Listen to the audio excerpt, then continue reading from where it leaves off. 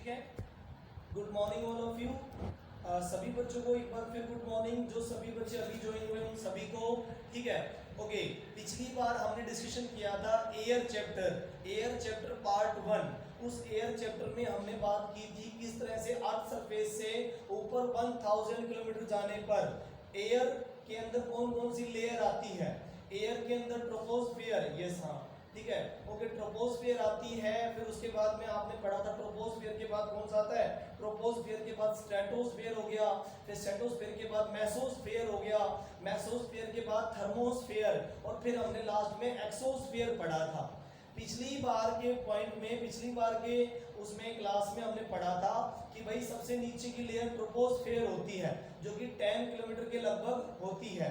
10 kilometre, कहीं पे 13 kilometre, कहीं पे 8 किलोमीटर, एवरेज कितनी होती है 10 किलोमीटर। तो ट्रोपोस्फियर सबसे इंपॉर्टेंट लेयर हमने कल पिछली बार बताई थी कि ट्रोपोस्फियर में वेदर कंडीशंस बनती है, यहीं पर क्लाइमेटिक कंडीशन बनती है, यहीं पर रेनफॉल होती है, यहीं पर बहुत सारी ऑक्सीजन 21% और यहीं पर 78% हमने नाइट्रोजन के बारे में पढ़ा था कि इसी लेयर में नाइट्रोजन भी ज्यादा मिलती है। फिर हमने बात की थी स्ट्रेटोस्फियर की जिसमें एरोप्लेन चलाए जाते हैं। फिर हमने बात की थी मेसोस्फियर की, मेसोस्फियर में टेम्परेचर थोड़ा सा ज्यादा हो जाता है। उसके बाद में थर्मोस्फियर, थर्मोस्फियर में बहुत ज्यादा टेम्परेचर हो जाता है और वहां पे सैटेलाइट एक्टिवेट की जाती है, ठीक है। और रेडियो कम्युनिकेशन वगैरह चलता है, रेडियो कम्युनिकेशन वगैरह और टीवी वगैरह, रेडिएशन रेंज है वो पूरी की पूरी कौन सी, थर्मोस्फियर, ठीक है। और थर्मोस्फियर के बाद लास्ट वाली कौन सी बताई थी, एक्सोस्फियर। इस तरह से पिछली बार हमने इनके बारे में डिस्कशन किया था। अब इस चैप्टर में देखिए सबसे ऊपर लिखा हुआ है एयर प्रेशर। सबसे पहले देखिए क्या लिखा हुआ है, वेदर एंड क्लाइमेट। सबसे ऊपर लिखा हुआ है वेदर एंड क्लाइमेट। क्या होता है वेदर, वेदर क्या होता है, वेदर आवर टू आवर, ठीक है, hour to hour and day to day condition atmosphere की वेदर कहलाती है। आपने देखा होगा ना कि गर्मियों में कभी तो बहुत तेज गर्मी हो जाती है, कभी बारिश हो जाती है। तो देखो कितने, 1 घंटे में कुछ कंडीशन थी, गर्मी पड़ रही थी, 2 घंटे के बाद में बारिश हो गई तो ठंडा हो गया मौसम। तो मतलब घंटे से घंटे, मतलब hour to hour, day to day condition किसी जगह की क्या कहलाती है, एटमॉस्फेयर। क्या कहलाती है, एटमॉस्फेयर। एटमॉस्फेयर की जो डे टू डे और आवर टू आवर कंडीशन होती है वो क्या कहलाती है, वेदर कहलाती है। मान लीजिए हरियाणा, आप लोग हरियाणा में रहते हो तो हरियाणा में आप देखोगे आज का दिन, मान लीजिए मंडे का दिन है, तो आज के मंडे के दिन में हम वेदर क्या कहेंगे, हॉट वेदर। गर्मी पड़ रही है, हॉट वेदर हो रहा है, तो हॉट वेदर में ज्यादा तापमान आ रहा है, सूरज सन की तरफ से ज्यादा टेम्परेचर आ रहा है, और फिर थोड़ी देर के बाद मान लीजिए दोपहर के बाद में बारिश हो जाती है। तो क्या है, आवर टू आवर कंडीशन बदलती है। कभी गर्मी ज्यादा हो जाती है, कभी गर्मी की वजह से बारिश हो जाती है, फिर ठंड का मौसम बन जाता है। मतलब कि कंडीशन हर मिनट बदलती है, कंडीशन हर आवर बदलती है, कंडीशन हर दिन बदलती है। सर्दियों में मौसम अलग होता है, गर्मियों में मौसम अलग होता है, बारिश के मौसम में मौसम अलग होता है। उसको क्या कहते हैं, वेदर। वेदर को क्या कहेंगे, मौसम, ठीक है। तो मौसम क्या होता है, वेदर क्या होता है, hour to hour, day to day condition, day to day condition of atmosphere. Atmosphere की डे टू डे कंडीशन होती है। लेकिन क्लाइमेट थोड़ा अलग है, क्लाइमेट में डे टू डे नहीं होता, उसमें तो ईयर टू ईयर चलता है, year two year, long time atmospheric condition, long time the average weather condition of a place for longer time period. फिर longer time, longer period of time की लंबे समय तक चलने वाली वेदर कंडीशन को कैलकुलेट किया जाता है और फिर वहां की क्लाइमेट डिसाइड की जाती है कि वहां की क्लाइमेट हॉट क्लाइमेट है कि कोल्ड क्लाइमेट है। मान लीजिए इंडिया में 1 साल तक कैलकुलेट किया, 2 साल तक कैलकुलेट किया, 3 साल तक, फिर 30 ईयर तक कैलकुलेट किया, तब जाके किसी जगह के बारे में हम डिसाइड कर पाए कि ये हॉट क्लाइमेटिक एरिया है और वो कोल्ड क्लाइमेटिक एरिया है। जैसे कि लद्दाख, लद्दाख जम्मू कश्मीर, लद्दाख और जम्मू कश्मीर, इनको हम कहते हैं कोल्ड क्लाइमेट। तो कोल्ड क्लाइमेट कैसे पता चलता है, क्योंकि वहां पर हर साल, पूरे साल भर बर्फ जमी रहती है। आप अगर 10 साल का कैलकुलेशन करोगे तब भी आपको बर्फ जमी हुई नजर आएगी, अगर आप 30 ईयर का कैलकुलेशन करोगे तब भी आपको वहां पे बर्फ की कंडीशन ही नजर आएगी। इसलिए वहां के क्लाइमेट को क्या कहेंगे, कोल्ड क्लाइमेट। अब इसके अलावा राजस्थान, राजस्थान में देखोगे कि 10 साल पहले भी टेम्परेचर ज्यादा होता था, आज भी टेम्परेचर ज्यादा और आगे आने वाले 10 साल में भी टेम्परेचर ज्यादा ही रहेगा। तो राजस्थान के क्लाइमेट को क्या कहेंगे? Hot climate. इस तरह से क्लाइमेटिक कंडीशन क्या होती है? लॉन्ग टाइम पीरियड की होती है। देखो दोबारा था, average weather condition of a place for a longer period of time, लंबे समय तक की जो कंडीशन होती है उसको क्लाइमेट कहते हैं, और शॉर्ट टाइम की कंडीशन को वेदर कहते हैं। वेदर होती है short time, hour to hour and day to day condition, ठीक है, ओके। और जो है क्लाइमेट जो होता है वो लॉन्गर टाइम पीरियड के लिए कंडीशन होती है, ओके। अब देखिए टेम्परेचर क्या है। अब अगला पॉइंट हमारा टेम्परेचर। टेम्परेचर क्या होता है? द डिग्री ऑफ हॉटनेस, कि गर्मी या ठंड का जो टेम्परेचर होता है उसको कहते हैं degree of hotness and coldness. Hotness और कोल्डनेस को डिग्रीज में मापा जाता है, डिग्रीज में मापा जाता है, उसको हम टेम्परेचर कहेंगे। टेम्परेचर क्या होता है? The degree of hotness and the coldness of air. Air की हॉटनेस और एयर की कोल्डनेस को हम टेम्परेचर कहेंगे। कभी सर्दियों में टेम्परेचर डाउन चला जाता है तो कोल्डनेस हो जाती है एयर में, ठीक है। गर्मियों में टेम्परेचर ज्यादा हो जाता है तो एयर में हॉटनेस आ जाती है। तो मतलब हॉटनेस एंड कोल्डनेस को क्या कहेंगे? टेम्परेचर। एयर की हॉटनेस और एयर की कोल्डनेस को क्या कहेंगे? टेम्परेचर। क्लियर पॉइंट है, बिल्कुल साफ साफ बोल रहा हूं, बिल्कुल क्लियर बोल रहा हूं। एयर की कोल्डनेस और एयर की हॉटनेस को क्या कहेंगे? Temperature, okay. तो 3 पॉइंट बताया बेबी मैंने। क्या बताया? Weather, hour to hour, day to day condition को हम एटमॉस्फेयर की कंडीशन को क्या कहेंगे? वेदर। और average weather condition, long time की एवरेज वेदर कंडीशन को क्या कहेंगे? क्लाइमेट। और टेम्परेचर किसको कहेंगे? एयर की हॉटनेस और एयर की कोल्डनेस को क्या कहेंगे?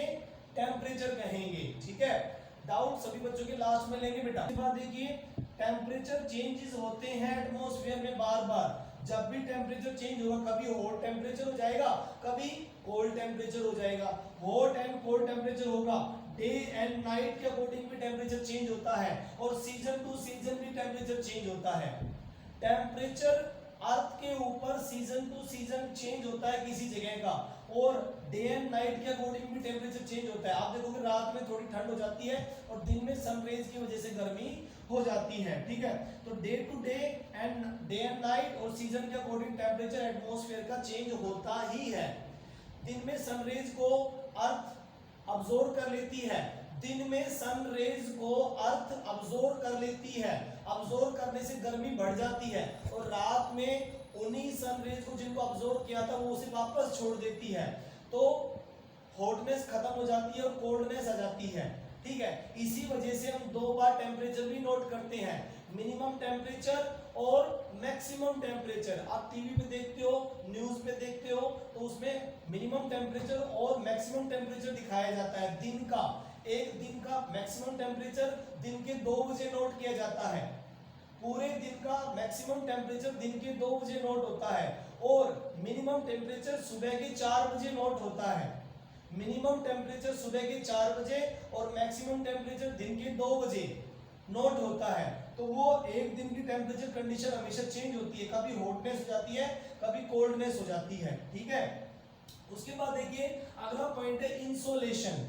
इंसोलेशन का मतलब है सूर्य का ताप, सूरज की गर्मी।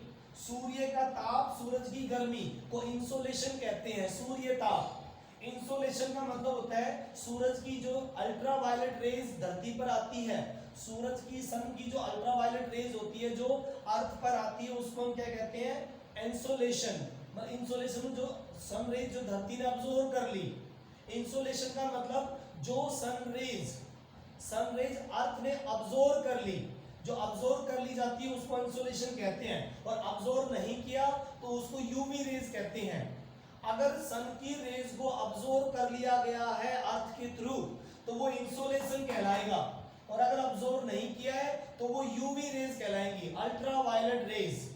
जब तक अब्सॉर्ब नहीं करेगी वो यूवी कहलाएगी, अल्ट्रावायलेट रेज सन रेज को, और जब अब्सॉर्ब कर लेगी तो इंसोलेशन कहलाएगा, सूर्य ताप, ठीक है। ओके, ये अमाउंट जो होता है इसका अमाउंट घटता जाता है सूर्य ताप का, यस हाँ जी, ओके। अमाउंट जो है डिक्रीज होता है पोल्स की तरफ, ठीक है। पोल्स की तरफ अमाउंट डिक्रीज होता है। पोल जब आते हैं, पोल मतलब इस नॉर्थ पोल और south pole, north pole 90 degree north और साउथ पोल 90 डिग्री साउथ, ठीक है।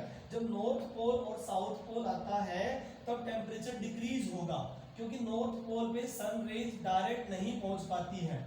नॉर्थ पोल पे और साउथ पोल पे सन रेज डायरेक्ट नहीं पहुंचती है, स्ट्रेट नहीं होती है। नॉर्थ पोल पे और साउथ पोल पे सन रेज स्ट्रेट नहीं होती, सीधी नहीं होती, इसलिए वहां पर टेम्परेचर डिक्रीज हो जाता है। क्या हो जाता है? डिक्रीज। और अमाउंट सन रेज का इंक्रीज कहाँ होता है? इक्वेटर लाइन पर। सन रेज का अमाउंट जो होता है वो इक्वेटर लाइन 0 डिग्री लाइन पर इंक्रीज हो जाता है, बढ़ जाता है, क्योंकि सन रेज स्ट्रेट फॉरवर्ड बिल्कुल सीधी किरणें इक्वेटर पर ही आती हैं।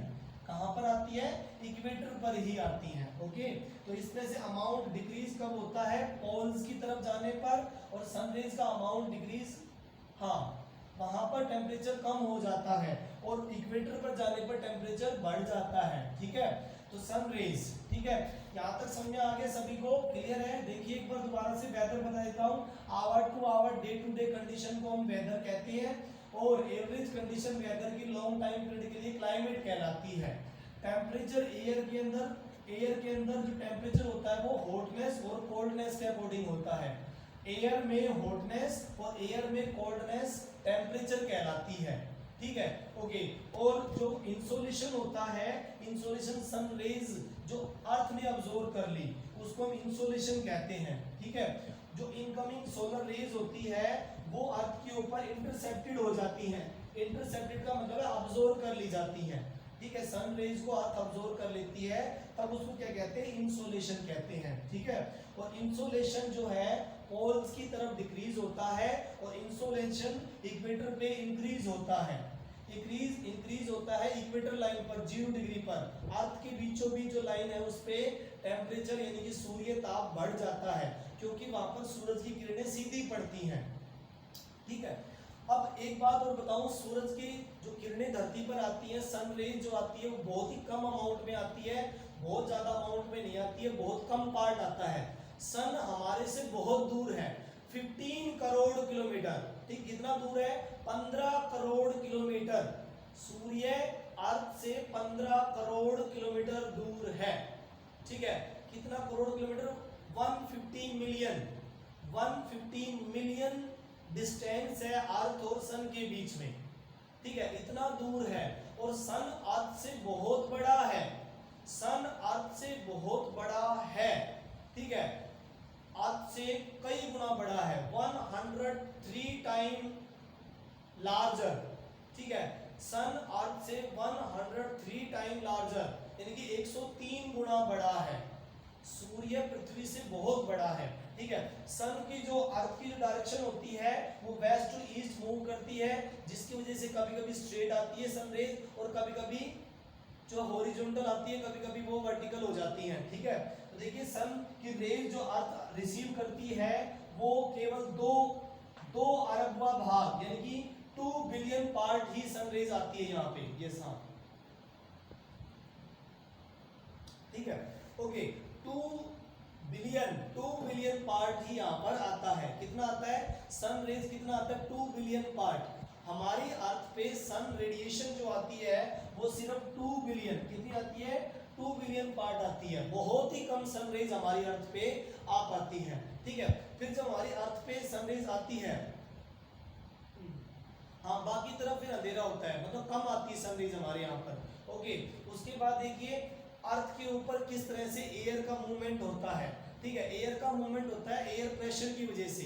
ठीक है, एयर का मूवमेंट होता है एयर प्रेशर की वजह से। देखो यहाँ पर ये इक्वेटर लाइन है, देखो डायग्राम देखो ध्यान से, मैंने जो डायग्राम बनाया हुआ है वो ध्यान से देखिए एक बार। डायग्राम में इक्वेटर लाइन देखो बीचों बीच खींची हुई है, इक्वेटर लाइन देखो बीचों बीच खींची हुई है। इस इक्वेटर लाइन के आसपास जो डॉट लगी हुई है, डॉट इक्वेटर लाइन के पास जो डॉट लगी हुई है उसको, उसके ऊपर सन रेज बहुत ज्यादा आती है, स्ट्रेट आती है, तो ये एरिया गर्म हो जाता है। ये एरिया इक्वेटर लाइन के नजदीक का एरिया क्या हो जाता है? हॉट हो जाता है। इक्वेटर लाइन के नजदीक का एरिया हॉट हो जाता है, इसीलिए फिर आसपास की ठंडी हवाएं उसकी तरफ डायरेक्शन कर लेती हैं, हॉट एयर, सन रेज जब पड़ेगी कहीं पर, ठीक है बेटा स्क्रीन पे देखो जो क्लियर दिख रही है आपको, इक्वेटर लाइन पे हॉटनेस हो जाती है, गर्मी बढ़ जाती है, तो आसपास की ट्रॉपिक ऑफ कैप्रिकॉर्न लाइन से और ट्रॉपिक ऑफ कैंसर लाइन की साइड से हवाएं आनी शुरू हो जाती हैं। कोल्ड विंड की डायरेक्शन इक्वेटर लाइन की तरफ हो जाती है, ठीक है, हाँ ठीक है, ओके। देखिए तो देखिए किस पे, इक्वेटर लाइन पे सन रेज ज्यादा पड़ती है तो वो हॉट हो जाती है, क्या हो जाती है, गर्म हो जाती है। इक्वेटर लाइन गर्म हो जाती है पूरी तरह से, इक्वेटर लाइन के आसपास का एरिया गर्म हो जाता है और हवाएं गर्म होकर ऊपर उठती हैं, एयर प्रेशर कम हो जाता है, तो आसपास की ज्यादा प्रेशर की एयर उधर आती है। ठंडी हवाओं में एयर प्रेशर ज्यादा होता है और गर्म हवाओं में एयर प्रेशर कम होता है। एयर प्रेशर गर्म हवाओं में कम होता है और ठंडी हवाओं में ज्यादा होता है। तो जब इक्वेटर लाइन पर ज्यादा धूप पड़ती है, गर्मी पड़ती है, तो वहां की एयर हल्की होकर ऊपर उठ जाती है और आसपास की एयर उसकी जगह लेने के लिए डायरेक्शन ले लेती है। आप देखोगे डायरेक्शन मिली हुई है, ये सारी की सारी इक्वेटर लाइन के पास आ रही है। कहां से, ट्रॉपिक ऑफ कैंसर लाइन से 23.5 से, और ट्रॉपिक ऑफ कैप्रिकॉर्न और ट्रॉपिक ऑफ कैंसर लाइन से दोनों साइड से इक्वेटर लाइन की तरफ आ रही हैं। तब हवाओं की डायरेक्शन, विंड की डायरेक्शन इक्वेटर की तरफ हो जाती है, ठीक है, इक्वेटर लाइन की तरफ हो जाती है। उसके अलावा ऊपर देखो 60 डिग्री नॉर्थ पे, 60 डिग्री नॉर्थ पे पोलर ईस्टर्ली विंड, कौन सी, पोलर ईस्टर्लीज विंड, वो भी फिर 60 डिग्री नॉर्थ की तरफ मूव करने लगती है, पोल की तरफ से, और इक्वेटर जो यहाँ पे ट्रॉपिक ऑफ कैंसर लाइन है उधर की तरफ से दोनों डायरेक्शन ले जाती है और 60 डिग्री नॉर्थ की तरफ डायरेक्शन कर लेती है। हवाओं की डायरेक्शन इस डायग्राम में दिखाई गई है कि हवाओं की डायरेक्शन क्यों बदलती है, इसलिए बदलती है कि जहां पर हॉटनेस होती है उधर ठंडी हवाएं डायरेक्शन कर लेती हैं, जहां पर हॉटनेस होती है उधर से उधर ठंडी हवाएं यानी कोल्ड विंड अपनी डायरेक्शन कर लेती है। तो इस तरह से पृथ्वी पर, अर्थ पर अलग अलग तरफ से डायरेक्शन होने लगती है। 60 डिग्री नॉर्थ पे अलग अलग जगह से विंड जो डायरेक्शन कर लेती है, और इसी तरह साउथ में 60 डिग्री साउथ में भी अलग अलग साउथ पोल और ट्रॉपिक ऑफ कैप्रिकॉर्न लाइन से ये डायरेक्शन कर लेती है। ऊपर की तरफ तो कैंसर लाइन से डायरेक्शन लेती है नॉर्थ पोल की तरफ से, और नीचे की तरफ यानी कि साउथ पोल से डायरेक्शन होती है और कैप्रिकॉर्न से डायरेक्शन होती है। अर्थ के ऊपर दो जगह पर, जो अर्थ के ऊपर दो जगह पर डायरेक्शन, दो तरफ से डायरेक्शन होती है, एक तो इक्वेटर लाइन की तरफ हवाएं जाती हैं और एक साउथ पोल की तरफ 60 डिग्री पे हवाएं जाती हैं और 60 डिग्री नॉर्थ पोल की तरफ हवाएं मूव करती हैं। ये हवाओं की मूवमेंट है। आप इस डायग्राम में देख सकते हो कि हवाएं पहले तो इक्वेटर लाइन की तरफ आई हैं, सीधी सिंपल सी बात बोल रहा हूँ, हवाओं की डायरेक्शन बता रहा हूँ अर्थ के ऊपर कैसे होती है। हवाओं की डायरेक्शन हमेशा गर्म एरिया की तरफ रहेगी, हवाओं की विंड की डायरेक्शन सिर्फ और सिर्फ गर्म एरिया की तरफ रहेगी। ठंडे क्षेत्रों से, ठंडे एरिया से हवाएं आएंगी गर्म एरिया की तरफ। क्यों आई है, क्योंकि हवा गर्म होने से ऊपर उठती है तो ठंडी हवाएं उसकी जगह लेने के लिए आती हैं। जब सनरेज पड़ती है इक्वेटर लाइन पे और इक्वेटर लाइन गर्म हो जाती है तो हवाएं हल्की होकर ऊपर उठ जाती है, एयर प्रेशर कम हो जाता है, तो आसपास की Tropic of Cancer line, Tropic of Capricorn line की तरफ से ठंडी हवाएं इक्वेटर की तरफ चल देती हैं और हवाओं का जोर इक्वेटर लाइन की तरफ हो जाता है। ओके, उसके अलावा जो 60 डिग्री एरिया है, 60 डिग्री एरिया पे भी सन रेज पड़ती है तो गर्म हो जाता है वो एरिया, तो ऊपर से और नीचे की साइड से हवाएं आने लगती है। इसी तरह 60 डिग्री साउथ, वहां पे भी एरिया गर्म हो जाता है सनरेज की वजह से, तो ऊपर और नीचे की तरफ से डायरेक्शन से हवाएं आनी शुरू हो जाती हैं। तो ये हवाओं की डायरेक्शन है, ठीक है, ये हवाओं की डायरेक्शन है। ठंडी हवा गर्म एरिया की तरफ अट्रैक्ट होगी, ठंडी हवा गर्म एरिया की तरफ अट्रैक्ट होगी, और गर्म एरिया हमारा एक तो इक्वेटर लाइन का एरिया है और एक 60 डिग्री नॉर्थ और 60 डिग्री साउथ, ये दो एरिया हमारे गर्म अर्थ पे ज्यादा, तो उधर हवाओं की डायरेक्शन होती है। ठीक है, देखो इसमें लिखा हुआ है high pressure area north pole, high pressure area south pole, तो उधर से हवाएं किधर जाएंगी, लो प्रेशर एरिया की तरफ। लो प्रेशर एरिया मतलब गर्मी वाला एरिया, इक्वेटर लाइन भी लो प्रेशर एरिया है और 60 डिग्री नॉर्थ 60 डिग्री साउथ भी लो प्रेशर एरिया है, मतलब गर्मी वाला एरिया। लो प्रेशर गर्मी वाला एरिया, हाई प्रेशर ठंड वाला एरिया, लो प्रेशर गर्मी वाला एरिया, हाई प्रेशर ठंड वाला एरिया। तो हाई प्रेशर कहाँ है, नॉर्थ पोल पे भी है, साउथ पोल पे भी है, ठीक है, ओके। फिर उसके बाद देखो इक्वेटर लाइन को हम लो प्रेशर एरिया डोल्ड्रम भी कहते हैं। इक्वेटर लाइन पे जो लो प्रेशर होता है उसको डोल्ड्रम भी कहते हैं, ठीक है। और सब पोलर लो प्रेशर एरिया की तरफ हवाएं आती हैं, सब polar area low pressure south north pole की तरफ भी हवाएं आती है। देखो सबके नाम लिखे हुए हैं डायग्राम में। इस एरिया को क्या कहते हैं, 60 डिग्री नॉर्थ को सब पोलर नॉर्थ लो प्रेशर एरिया, साउथ वाले 60 डिग्री को क्या कहते हैं, सब पोलर लो प्रेशर एरिया, ठीक है। और इक्वेटर लाइन को क्या कहते हैं, डोल्ड्रम, ठीक है। और ये वाला कौन सा बीच वाला, ये वाला हो गया नॉर्थ ईस्ट ट्रेड विंड्स, ठीक है, यस, ओके। अब देखिए इसके बाद हम समझते हैं रेनफॉल कितने टाइप की होती है। देखिए रेनफॉल कितने टाइप की होती है, ठीक है, अब टाइप की होती है। देखिए रेनफॉल लिखी हुई है, ठीक है, जूम कर लो, यस। रेनफॉल 3 टाइप की होती है, कौन कौन सी, cyclonic rainfall, cyclonic rainfall, okay, होती है जो तूफान आने पर आती है। साइक्लोन बनते हैं समुद्र में साइक्लोन बनते हैं, तूफान बनते हैं, तब ये बारिश आती है, साइक्लोनिक रेनफॉल। दूसरी होती है रिलीफ रेनफॉल, मतलब कि पहाड़ की ऊंचाई के साथ साथ कई बार पहाड़ की डायरेक्शन में यानी कि हिल्स की डायरेक्शन में बारिश होने लगती है, उसको क्या कहते हैं, रिलीफ रेनफॉल, यस, ठीक है, रिलीफ रेनफॉल। दोबारा ज्वाइन कर लो निखिल। पहले वाली होती है साइक्लोनिक रेनफॉल, ठीक है, दूसरी वाली होती है रिलीफ रेनफॉल, यानी कि हिल एरिया की तरफ, हिल साइड में जो बारिश होती है रिलीफ रेनफॉल होती है। और कन्वेंशनल रेनफॉल वो होती है जो बार बार वाटर वेपर ऊपर उठेंगे और वाटर वेपर कंडेंस होकर बारिश वहीं की वहीं कर देंगे। किसी पॉन्ड, किसी झील या किसी समुद्र के एरिया के आसपास वाटर वेपर ऊपर उठेंगे, ड्रॉपलेट बनेंगी, ड्रॉप्स बन जाएंगे और वहीं की वहीं बारिश हो जाएगी। ये 3 टाइप की रेनफॉल होती है। साइक्लोनिक रेनफॉल तूफान की वजह से आती है, इधर उधर उल्टी सीधी हवाएं आती हैं और बारिश होती है, वो साइक्लोनिक रेनफॉल होती है। रिलीफ रेनफॉल क्या होती है, पहाड़ों की हाइट के अकॉर्डिंग, इधर उधर हाइट जो होती है उसके अकॉर्डिंग रिलीफ रेनफॉल होती है। और कन्वेंशनल रेनफॉल क्या होती है, कहीं एक जगह पर वाटर वेपर ऊपर उठेंगे, क्लाउड्स बनेंगे और वहीं पर बारिश कर देंगे। अगर एक ही जगह पर वाटर वेपर बन रहे हैं और वो क्लाउड बन के ऊपर उठ रहे हैं, वहीं पर ही बारिश हो रही है, कन्वेंशनल रेनफॉल है।